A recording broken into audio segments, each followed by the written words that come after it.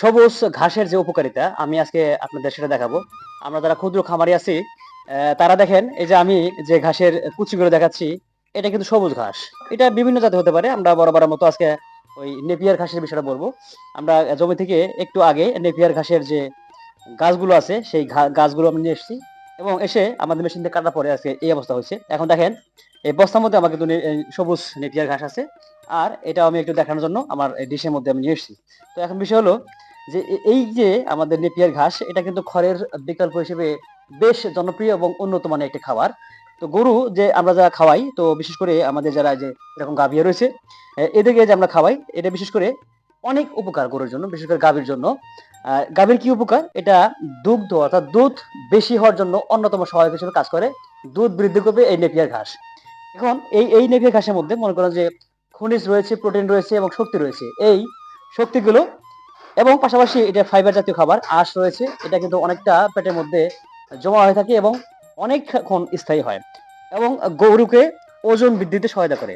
গরুর যে ওজন রয়েছে এই ওজনটা কিন্তু বৃদ্ধি করে এই ঘাস। তো আমরা খড়ের পাশাপাশি আমরা এই সবুজ ঘাস দেবো এবং দুধ বৃদ্ধির জন্য কাজ হবে, পাশাপাশি গরুর যে ওজন বৃদ্ধির কথা বললাম সেটা কিন্তু বৃদ্ধি হবে।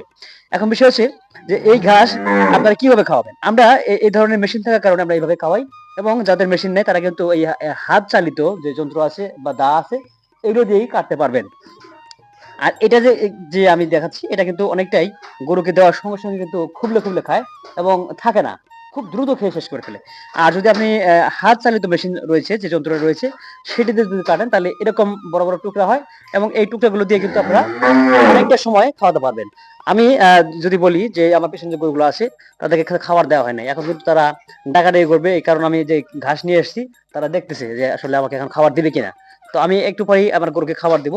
তো যাদের কথা বলছিলাম, যারা গরুর খামারে রয়েছেন, ক্ষুদ্র খামারে রয়েছেন, এই ধরনের খাবার কিন্তু গরু, ছাগল, ভেড়া, মহিষ সবাই খায়, সব শ্রেণীর গরু বা পশুরাও খায়। তো সেই ক্ষেত্রে আপনারা যদি জমিতে এটা লাগান তাহলে সবচেয়ে বেশি আপনারা স্বাবলম্বী হবেন, সাশ্রয়ী হবেন। কারণ আমি বরাবরের মতো ভিডিওতে আমি বলছি যে খড়ের যে বাজার ব্যবস্থাপনা খুবই মানে অপ্রতুল্য, পাওয়া যায় না। তো সেক্ষেত্রে ব্যয়বহুলটা বেশি হয়ে যায়। তো দেখতে পাচ্ছেন যে কি সুন্দর একটি খাবার হয়েছে। আমি দেখাই যদি, এরকম একদম মিহি কুচি হয়ে আছে। এটা কিন্তু বেশ সহনশীল একটি খাবার। এটা গরুর যে বাছুর আছে তারাও কিন্তু খেতে পারে, সানন্দে খায় এবং দেওয়ার সঙ্গে সঙ্গে শেষ হবে। আর যারা অল্প গরু মানে ৪-৫টা, যারা অল্প গরু ৪-৫টা করে পালেন, তারা কিন্তু আরো বেশি করেই খাওয়াতে পারবে। কারণ অনেক গরু হলে কি এই খড়টা বা ঘাসটা অনেক বেশি লাগে।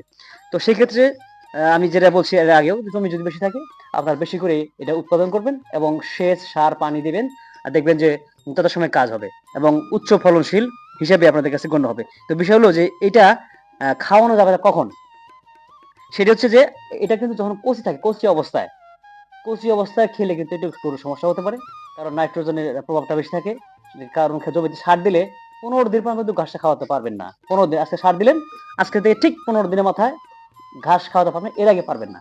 এখন বিষয় হলো যে বর্ষাকালে যদি এই ঘাসটা যদি পানিতে থাকে বা বেশি পানি শোষণ করে থাকে, এই সময় যদি বেশি খাওয়ান তাহলে কিন্তু গরুর সমস্যা হতে পারে, পেট ফাঁপা হতে পারে। সেক্ষেত্রে খাওয়ানো যাবে না, কম খাওয়াইতে হবে। আর অন্যান্য সিজনে আপনারা যতক্ষণ গরু খায় ততক্ষণ খাওয়াতে পারবেন। তো এই হলো বিষয়। তো আপনারা নেপিয়ার ঘাস খাওয়াতে পারবেন, পাকচং, জারা বা যে বিভিন্ন সবুজ ঘাস হলে হচ্ছে খাওয়াবেন। দুধ বাড়বে, গরু ওজন বৃদ্ধি হবে এবং গরুর যে পুষ্টিহীনতা দূর হবে, পুষ্টি বাড়বে, গরুর মানসম্মত একটা আপনারা গঠন তৈরি হবে ইনশাল্লাহ। আসসালামু আলাইকুম।